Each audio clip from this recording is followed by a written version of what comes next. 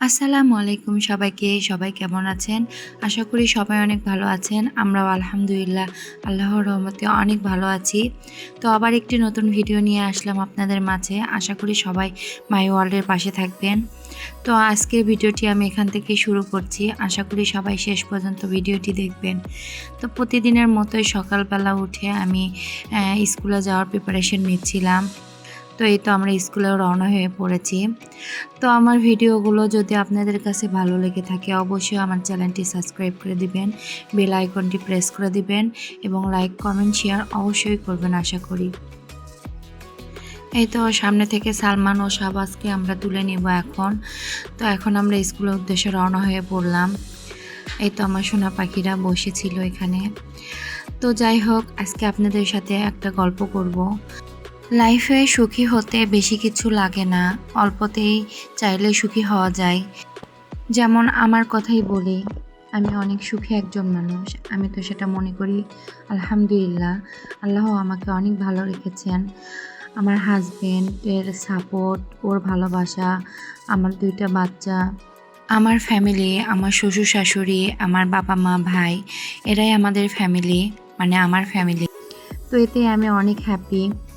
আল্লাহ আমাকে অনেক করে দিয়েছেন, যতটুকু দিয়েছেন আলহামদুলিল্লাহ এতটুকুতেই আমি সুখী, এতটুকুতেই হ্যাপি।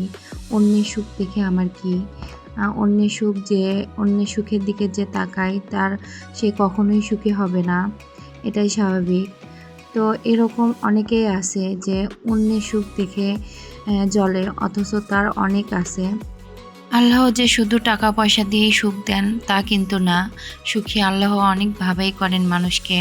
এই যেমন দেখেন আমার 2টা বাচ্চা, আলহামদুলিল্লাহ আল্লাহ নিখুঁত 2টা বাচ্চা আমাকে দিয়েছেন। আলহামদুলিল্লাহ তারা সুস্থ। আমার ফ্যামিলির সবাই আল্লাহর রহমতে এখন সুস্থ আছে সবাই।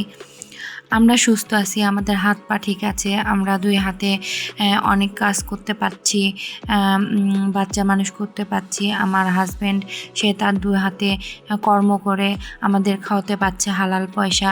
এতেই আলহামদুলিল্লাহ, আর কি চাই, এতেই আমরা হ্যাপি। আল্লাহ অনেক সুখী রেখেছেন আমাদের। তো আমি তো অল্পতেই অনেক হ্যাপি হয়ে যাই। আমার হাজব্যান্ড যদি আমাকে রাস্তা থেকে একটা 5 টাকা দামের গোলাপও নিয়ে এসে দেয়, সেটাই আমার কাছে অনেক। আর হ্যাঁ, সুখ দুঃখ মিলেই আমাদের জীবন, এটাই স্বাভাবিক। আল্লাহ সেভাবে আমাদেরকে দেন। হয়তো কিছু সময় একটু সাময়িক কষ্ট দেবেন, তারপর আমাদের জন্য হয়তো কিছু ভালো কিছু অপেক্ষা করে, এটাই স্বাভাবিক। রাতের পরে দিন, দিনের পরে রাত আসবে, এটাই স্বাভাবিক। তো এইটুকু ধৈর্য ধরে আমরা যদি থাকি অবশ্যই আমরা হ্যাপি হতে পারবো, অবশ্যই আমরা সুখী হতে পারবো। হ্যাঁ, অবশ্যই তার জন্য ধৈর্য ধারণ করতে হবে। ধৈর্যটা হচ্ছে আসল একটা, কি বলবো, আল্লাহর দেওয়ার নিয়ামত, এটা সবার মধ্যে থাকে না। আল্লাহ আমাকে অনেক ধৈর্য ধারণ করার ক্ষমতা দিয়েছে। আমি আল্লাহর কাছে বলি, আল্লাহ তুমি আমাকে আরও ধৈর্য দাও, আমাকে আরও ধৈর্যশীল হওয়ার তৌফিক দান করো। তো সবার লাইফেই কখনো কখনো একটা না একটা কঠিন সময় আসে, সেরকম আমার লাইফেও অনেক কঠিন সময় এসেছে। তো আমি অনেক স্ট্রাগল করেছি, এখনও করে যাচ্ছি। তো আল্লাহ কোনো না কোনো সময় হয়তো বা আমার দিকে মুখ ফিরে চাইবেন, এই আশায় আমিও বসে আছি। দেখা যাক, আল্লাহ অবশ্যই সেই সময়টা হয়তো আমার লাইফে আসবে, কারণ ধৈর্যের ফল আল্লাহ মিঠা করে দেয়, এটাই আমি বিশ্বাস করি। তো যাই হোক, এখন পর্যন্ত আমি অনেক হ্যাপি, আল্লাহ আমাকে অনেক হ্যাপি রেখেছেন। 2টা সন্তান আর আমার হাজব্যান্ডকে নিয়ে আমি অনেক হ্যাপি। আমার হাজব্যান্ড অনেক সাপোর্টিভ একজন মানুষ, সে আমাকে অনেক সাপোর্ট করে। আমার বাসার কাজ বলেন, মানসিক সাপোর্ট বলেন, সব দিক থেকে অনেক সাপোর্ট করে আমাকে। এই দিক থেকে আমি অনেক লাকি, অনেক হ্যাপি।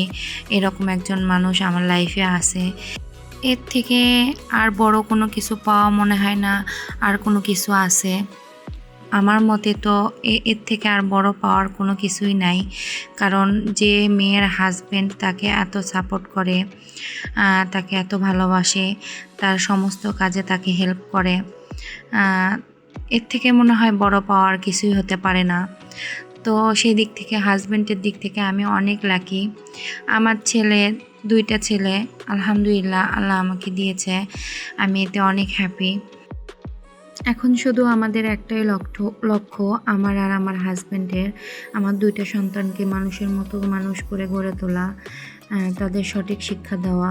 জানি না পারবো কিনা, তবে আপ্রাণ চেষ্টা করে যাব আমার বাচ্চারা যেন অনেক ভালো মনের মানুষ হয় এবং তাদের ঈমানটা যেন মজবুত হয় আল্লাহর প্রতি। এইটুকুই আমার চাওয়া।